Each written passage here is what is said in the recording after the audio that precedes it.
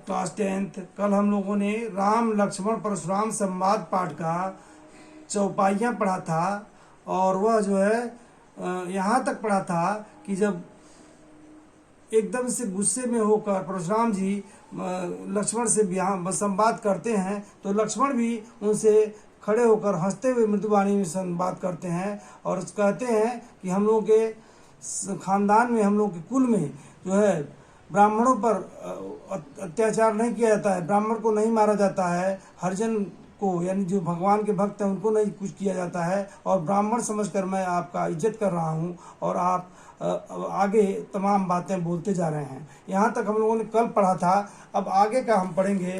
कौशिक सुनहु मन दुय बालक, कुटिल काल बस निजकुल घालक, भानु वंश राकेश कलंकु, निपट निरंकुश अबुध असंकु। कौशिक यहाँ विश्वामित्र जी को कहा है। अक्सर परीक्षा में ये पैराग्राफ जब आ जाता है तो पहला प्रश्न यही निकल आता है कि कौशिक किसे कहा गया है, कौशिक किसे कहा गया है, तो इसका उत्तर है विश्वामित्र। तो विश्वामित्र की ओर संबोधित करते हुए अब परशुराम जी कहते हैं, क्योंकि परशुराम जी को मालूम हो गया ये विश्वामित्र के साथ आए हुए लड़के हैं। कौशिक सुनहु मंद दुय बालक, हे विश्वामित्र ये दोनों बालक मंद बुद्धि के हैं। कुटिल काल बस निजकुल घालक, इसमें अनुप्रास अलंकार है, क की आवृत्ति हुई है। तो कुटिल काल बस निजकुल घालक, या अपने काल के बस में अपने खानदान के घालक हैं, अर्थात अपने खानदान को नाश कराने वाले हैं। भानुवंश राकेश कलंकु, निपिट निरंकुश अबुध असंकु। सूर्यवंश में उत्पन्न होकर यह राकेश के कलंक, चंद्रमा के कलंक के समान हो गए हैं। निपट निरंकुश अबुध असंकु, यह निपट है, निरंकुश है, अवबोध है और निर्भय है। निपट मतलब बिल्कुल, और निरंकुश मतलब जिस पर कोई अंकुश न लग सके, जिस पर कोई कंट्रोल न किया जाए, और अबोध है, अज्ञानी है और शंकाहीन है। काल कवल हुई शर्माही, कहीं पुकार खोर मोहिनाही। अब ये मेरे हाथों बहुत जल्दी काल के बस में हो जाएंगे। मैं यह पुकार करके यह बात कहता हूँ, जोर से पुकार करके पूरी सभा में कह रहा हूँ, तुम हटकाओ जो चह उबारा, कई प्रताप बर्रोस हमारा।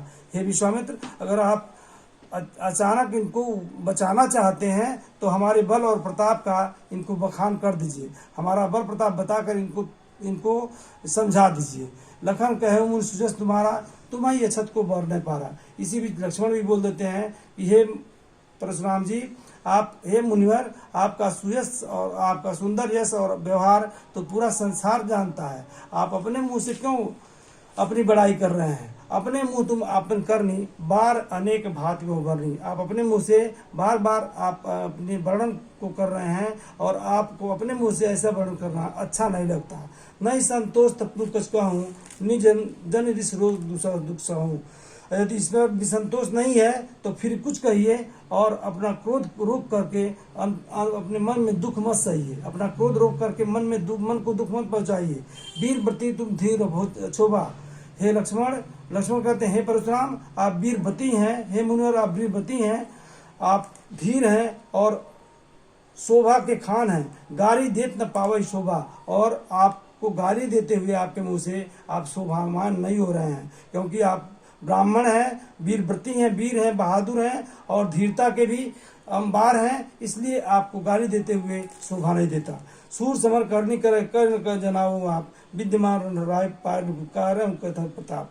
सूर समर करनी करे, जो बहादुर होते हैं, सूर में से आप वीर बहादुर है, तो सूर समर माने युद्ध, सूर समर करनी करे कहीं न जनावा हुआ आप, विद्यमान कायर कथन प्रताप। सूर जो होते हैं वो बहादुर जो होते हैं वो रणभूमि में अपनी विद्या दिखाते हैं, और जो कायर होते हैं वो रण को पाकर, युद्ध को पाकर तत्काल पलायमान हो जाते हैं, भाग जाते हैं, अर्थात युद्ध को देखकर वो डर के मार के भाग जाते हैं।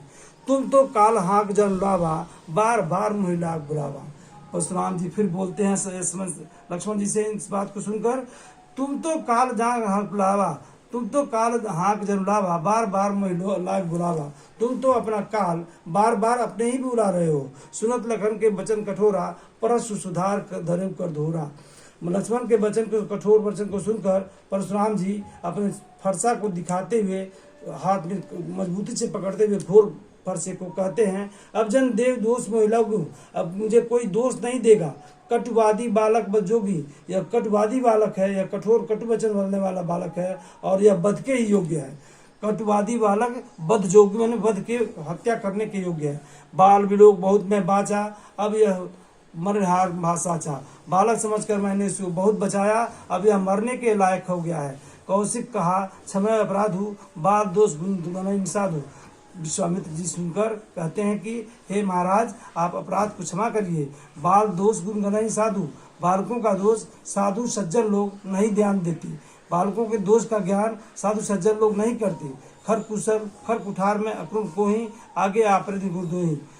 अरे अब अगर आप इसके ऊपर कुठार का इस्तेमाल करते हैं तो आपको बहुत बड़ा अपराध लगेगा और गुरुदो भी होगा। उधर देव छोड़ो रूप मोरे केवल कौशिक शिव तुम्हारे।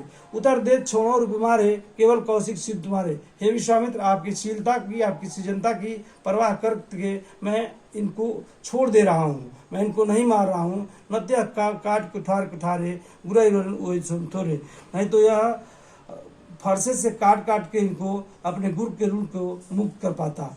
उनके ऊपर गुरु का ऋण था, अपने गुरु से प्रतिज्ञा किए थे कि मैं क्षत्रियों का नाश कर दूंगा। तो इसलिए कहते हैं न तो यह काट कुठार कठोरे गुरु उड़न होते ही श्रम थोड़े। मेरे थोड़े ही परिश्रम से या गुरु के ऋण से मैं मुक्त हो जाता और इनको काट काट के इनके वध कर देता। गाद शुद्ध कह हृदय मुनि हरिहरे सूज अजमय खाण ऊग में अजमन खबूज अबूज।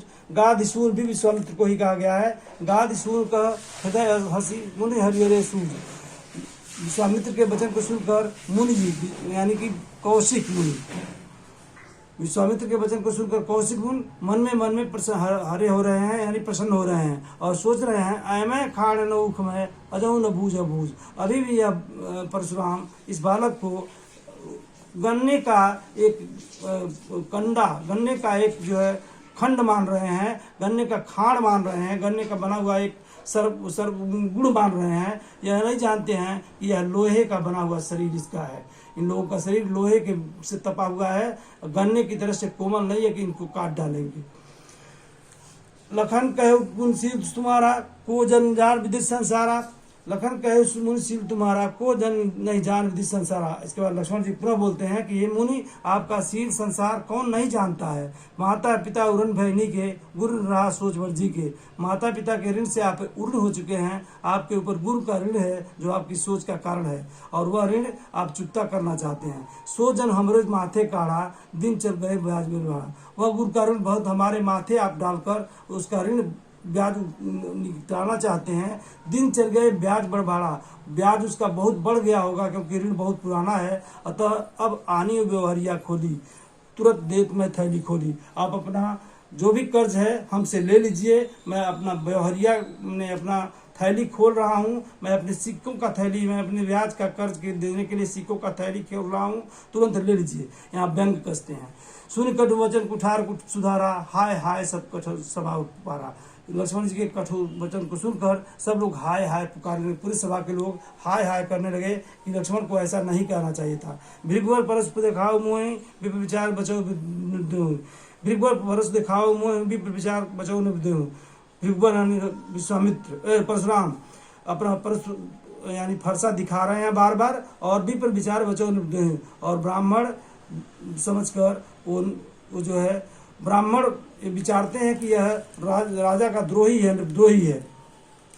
मिलन कबो सुबह रणगाड़े देवता धन के बाड़े। मिलन कबो सुबह रणगाड़े दिव्य देवता के घर के बाड़े। मिलन कबो सुबह रणगाड़े। लक्ष्मण जी कहते हैं कि यह ब्राह्मण हमको निर्दोही समझ रहा है और हमको मारना चाह रहा है। मिलन कबो सुबह रणगाड़े, इनको बहुत योद्धा कभी रण में नहीं मिल पाए हैं, इसलिए बहुत दिनों से छड़क रहे हैं। दिव्य देवता घर के बाड़े, ब्राह्मण देवता घर ही के बड़े होते हैं। युद्ध के मैदान में तो इनकी सब कुछ निकल जाएगी। अंचित कह सब लोग पुकारे रघुपत सहने। अंचित है ऐसा कहकर सब लोग पुकारने लगे। रघुपत सह नहीं लखन निवारे। और लक्ष्मण को भगवान श्री रामचंद्र जी आंखों के इशारे से चुप करने को कह रहे हैं। रघुपति सह नहीं लखन निवारे। भगवान श्री राम आंखों के इशारे से लक्ष्मण को चुप हो जाने की बात करते हैं। लखन उतर आहुत सरिच भृगवंश को किसान बड़ा देख सब वचन बोल लखन उतर आहुत सरिच भृगवर को किसान वचन देख जल सम वचन बोले रघुकुल भान। लक्ष्मण का वचन जो है घी में आहुत हवन में घी के समान है। सरिस यहाँ लगा हुआ है, इसलिए उपमा अलंकार है। लखन उतर आहुत सरिस भृगुवर को प्रसान, और परशुराम का कोप आग है, परशुराम का क्रोध जो है आग है। तो इस तरह से परशुराम के क्रोध में यह जो है उत्तर इस तरह का देते हुए उसमें घी का काम कर रहा है। और बढ़त देख जल सब वचन बोले रघुकुमार, बढ़ते हुए आहुत की ज्वाला को देखकर भर रघुकुल के भान रघुकुल के शिरोमणि रामचंद्र जी अब बोलने लगे। बढ़त देख जल सब वचन बोले रघुकुल भान। लक्ष्मण का उत्तर उस में आहुत में घी के समान बढ़ा रहा है, और परशुराम जी का क्रोध उसमें उसको और बढ़ा, परशुराम जी का क्रोध रूपी आग उसमें बढ़ता जा रहा है। तो ऐसे बढ़ते हुए आग को देखकर लक्ष्मण के वचन को सुनकर रघुकुल भानु श्री रामचंद्र जी धीरे धीरे अपना मीठा वचन बोल, जल के समान मीठा वचन बोलना शुरू करते हैं। धन्यवाद।